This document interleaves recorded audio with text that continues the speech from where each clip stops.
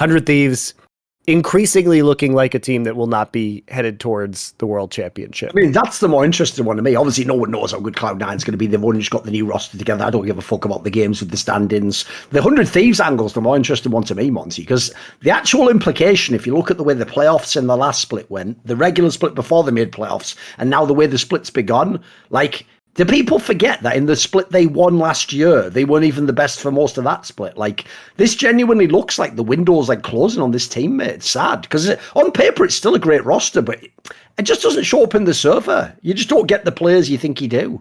All right. So here's the thing about 100 Thieves is that they peak really high and like nobody expected them to win. I mean, Evil Geniuses was definitely the favorite given their strong end to the summer split, and they kind of choked in the playoffs. And you could make an argument that in the playoffs, a lot of teams that you expected to perform underperformed, and then also simultaneously 100 Thieves overperformed. So it could be just a very fortunate peak valley situation for 400 Thieves, where they were peaking while the other teams were headed into the dumpster.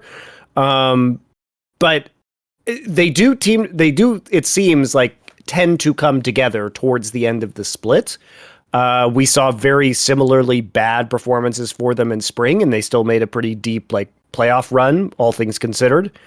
So, I mean, Abedage's performance has not been good. I don't know how this guy just fell off a cliff over the last year, because he looked fine coming out of Europe in summer. I don't know if you saw this, but there was even a stat I remember that actually Parth, who obviously now is no longer with TSM, he posted this on Twitter. He said something like that basically if they stay together, this lineup of 100 Thieves, it's like, I think it was like the lineup, aside from maybe like Cloud9's back in the day, it's the lineup that's been together the longest in LCS without any changes. Because if you look back, basically, like true, some of them are a bit scuffed. Like, for example, Team TSM only changed player because obviously like Doublelift just skipped the split and stuff. So there would have been other teams that could have done it. Sure. But like that's pretty noticeable, because basically what we're pointing out here is teams do not usually get this many splits together. Like, actually, this team, by the way, there's a world where they could now be a back-to-back reigning champion. They just happen to have only won one time, but like it's actually rare you keep the same lineup. So for me, this split is like it for this team. Like, you got to get something big done. This split potentially in the championship, go to Worlds, because the odds that you just keep the same 5 players for like 2 years is not very long. It's not very likely, rather.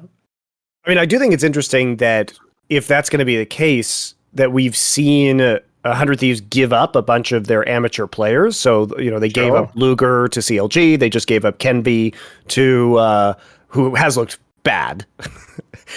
Even though Immortals is not a good team, like, he has looked bad in isolation on Immortals. So that's worrying, I would say. But they haven't exactly been using the pipeline that they've created for talent. And also, I mean, there isn't really wow, who could have fucking predicted? That's why I'm sick of these fucking owners, man. I'm sick of the owners and coaches and GMs all gaslighting me that they're this pipeline. They never use their own talent. They just buy. The joke is they are going to get talent. It's just going to be from Europe. They'll buy that guy and he'll come over. We all know how it goes. We all know how it goes. I mean, I do think it is surprising to see 100 Thieves in this particular position, because if you look at the last few years, there have been times and there has been a narrative that, oh, wow, you know, Huhi and FBI are the strongest bot lane duo. Oh. Well, in theory, now, the way they got to be the strongest bot lane duo, it is true. They were favoring some like pretty early game, like Huhi playing set support and stuff like that. So it hasn't really been in the traditional kind of sit back and scale style, but you should be, if you're FBI, capable of playing a scaling AD carry and still doing well and getting into the late game.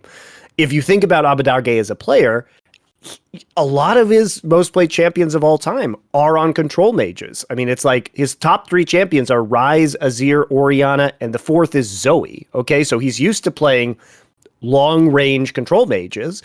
So you would think, okay, this should be a relatively good meta for him as well. Okay.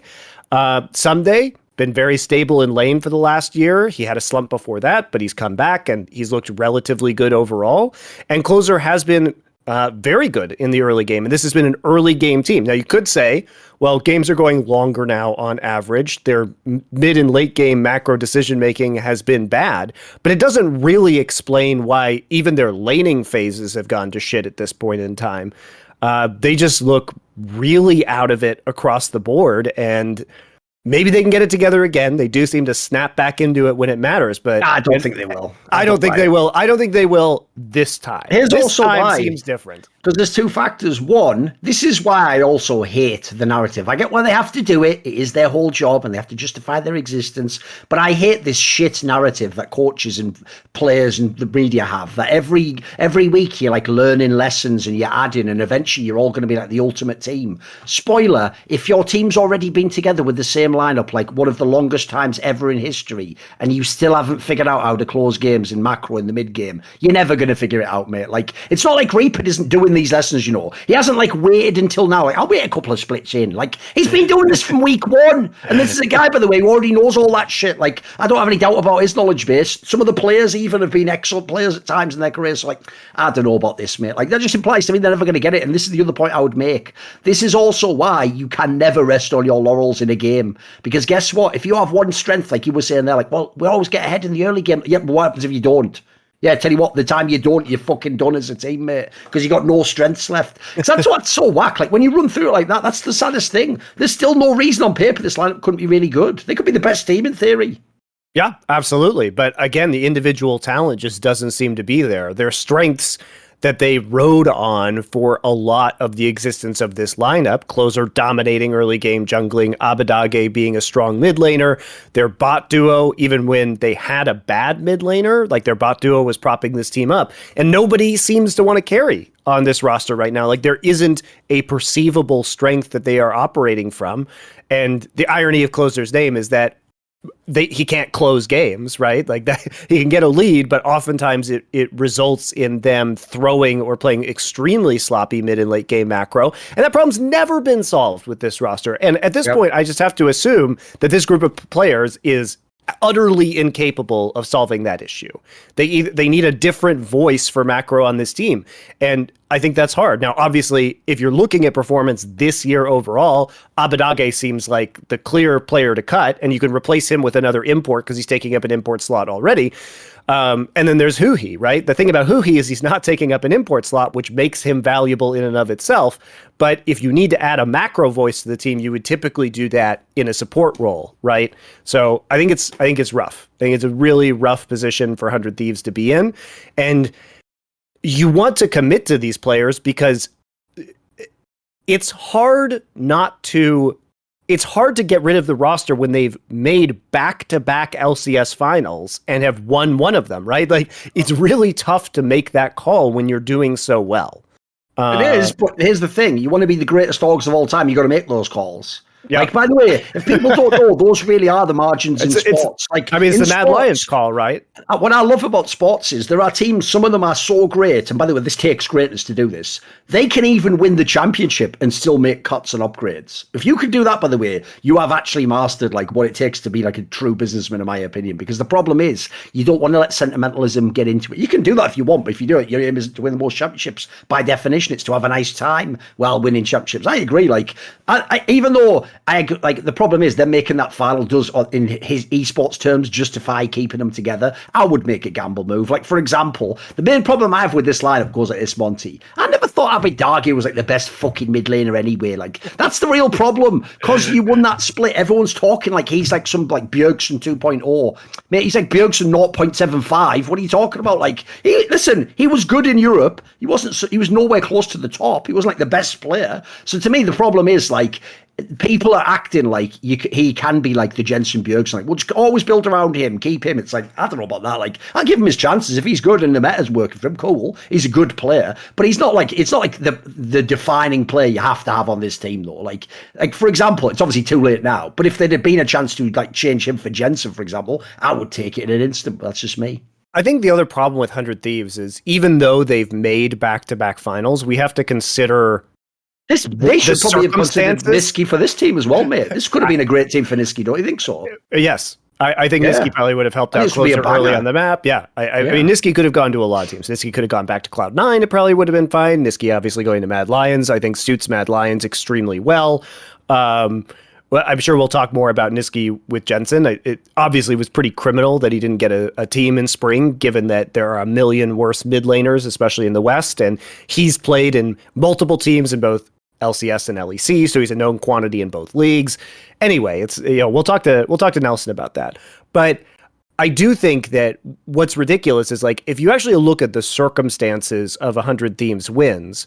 So last year when they actually won, obviously like you would have expected Team Liquid to do pretty well, but they were, they suffered from a lot of turnover within the team and underperformance overall. Still almost beat 100 Thieves in that series, though. Still almost won. Beaten, yeah. You look at Cloud9, like they really faded down the stretch. But if you rewind time to the beginning of 2021, you would have said, on paper, with Perks moving over to C9 and Team Liquid, it was the spring final that we had. These are going to be the two strongest teams. And then even by the end of summer, EG was looking really hot with Jizuke, and they were the favorites, as I said earlier, coming into those playoffs before they choked. So it's not super convincing when we see 100 Thieves win in what was a rather disappointing performance from a lot of loaded rosters, or at least rosters that were hotter coming into the playoffs. And if you look at this time around, if we're going to be truly honest, like 100 Thieves should have won that final. It should not be the case that Abadage loses to a rookie NA mid laner in a grand final in that rookie mid laner's like first stadium match. Like that's not a good result. Like, yes, EG did a fantastic job of taking over those playoffs and just running through the lower bracket, and I'm not taking anything away from them, but there have to be higher expectations of 100 Thieves performance compared to a team that is as young and as raw and frankly as flawed as EG was in that playoff run. And those flaws were very readily exposed when we saw them at MSI. So I think the whole thing was disappointing. We're also coming off the titanic disappointment of Team Liquid last split that we touched on with Kyoto in the last episode. And there are a lot of caveats in terms of how that team like didn't have core, took a while to get together, everything like that, and have looked better so far this split, although this week was a little shaky, gotta say.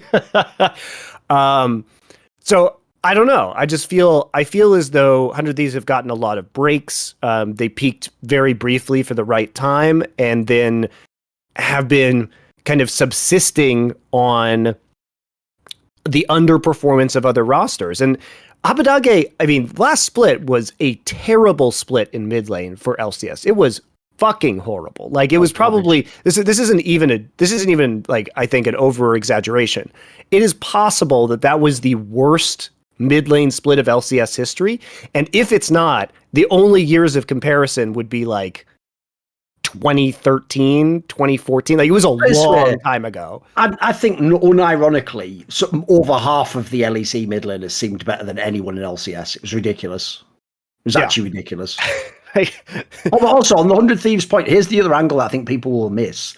I only was talking about the time they've had this specific 5-man lineup. Well, remember, this org genuinely gambled multiple splits before to get this lineup. Remember, they gave up all those stupid splits with the fucking, what was his name, Rioma and the Monte swap. The whole reason they were doing that, remember, was because at the time they were like still finagling to when they got someday with the green card so they could make this lineup like this. So the real problem as well is you also built up, this was your window, you built for this window. It's just for me, in my opinion, this last split, especially with how it's going now, this is it. Like, it's either going to end brilliantly and you get it all together at the very end, doesn't seem plausible right now, but let's see, or it's just going to end, it's going to sort of like, you could have had the 2 championships, you got the 1, you didn't win the second, it's going to fizzle out gradually and by the way, that's the fear for me, because as you say, the spring, that was almost the most wide open fucking split of all time. You didn't win that one, like, that's going to look pretty bad, because by the summer's playoffs now we're going to be way, way harder, like 3 times harder. Yeah, I totally agree. Like, it's way more competitive at the top, and like the rosters look significantly better, both on paper and in terms of the initial performances that we've seen. Like, even though, Team Liquid probably should have gone 0-2 this week, they do look a lot better than they did in the spring, where they were kind of tragic. Cloud9 isn't a like LS Summit Clown Fiesta like it was in the early stages of spring. Not saying that it was anybody's fault, guys, but it was a Clown Fiesta. Like, what happened was a Clown Fiesta. So I think this roster seems like it's a lot more solid, so they should be more competitive. EG, obviously, coming off of all that MSI practice, is going to be highly competitive. And there are, there are at least some teams like CLG that are overperforming, or at least surprising people with their performance so far. Want to see more cool, funny, interesting clips based on topics from my content? Well, subscribe to this channel then, or, be a pleb and don't.